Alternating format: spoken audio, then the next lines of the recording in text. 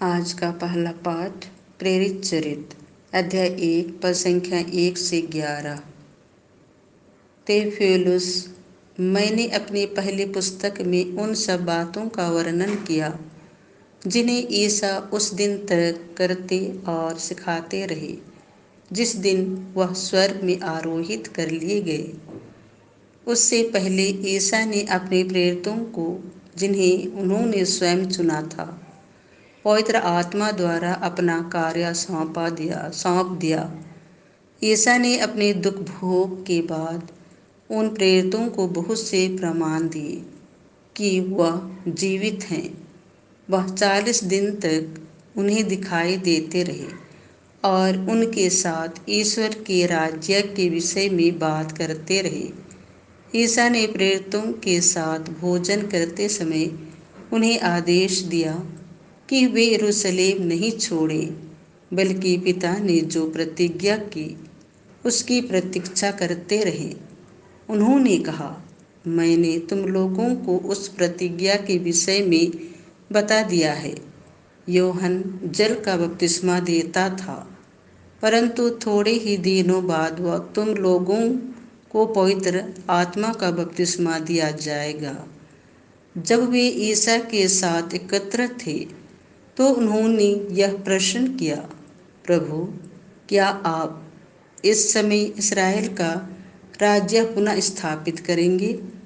ईसा ने उत्तर दिया, पिता ने जो काल और मुहूर्त अपने निजी अधिकार से निश्चित किए हैं, तुम लोगों को उन्हें जानने का अधिकार नहीं है।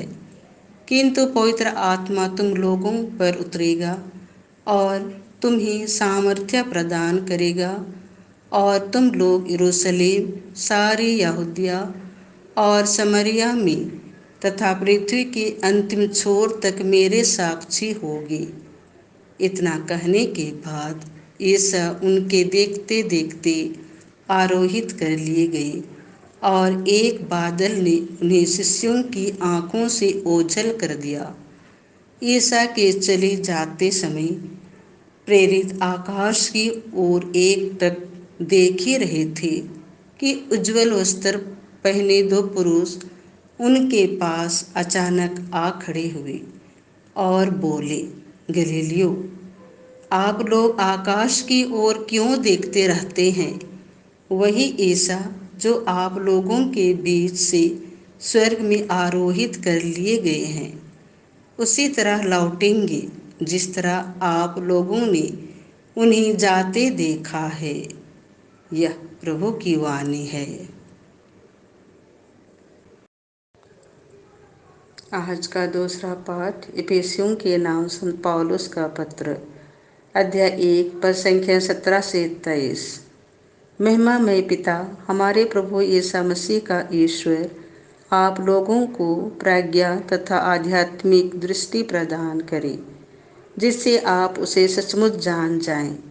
वह आप लोगों के मन की आँखों को ज्योति प्रदान करे, जिससे आप यह देख सके कि उसके द्वारा बुलाए जाने के कारण आप लोगों की आशा कितनी महान है और संतों के साथ आप लोगों को जो विरासत मिली है वह कितनी वैभवपूर्ण तथा महिमामय है, और हम विश्वासियों के कल्याण के लिए सक्रिय रहने वाली ईश्वर का सामर्थ्य कितना अपार है।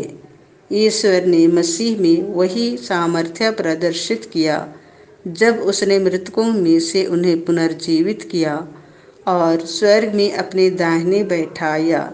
स्वर्ग में कितने ही प्राणी क्यों ना हो और उनका नाम कितना ही महान क्यों ना हो, उन सबके ऊपर ईश्वर ने इस युग के लिए और आने वाले युग के लिए मसीह को स्थान दिया।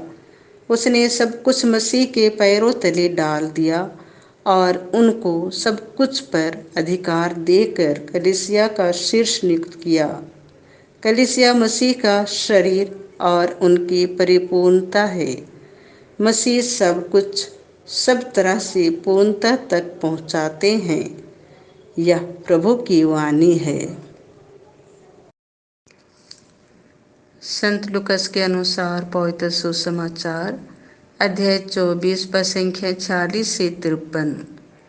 और उनसे कहा, ऐसा ही लिखा है कि मसीह दुख भोगेंगे, तीसरे दिन मृतकों में से जी उठेंगे, और उनके नाम पर यरूशलेम से लेकर सभी राष्ट्रों को पाप क्षमा के लिए पश्चाताप का उपदेश दिया जाएगा। तुम इन बातों के साक्षी हो।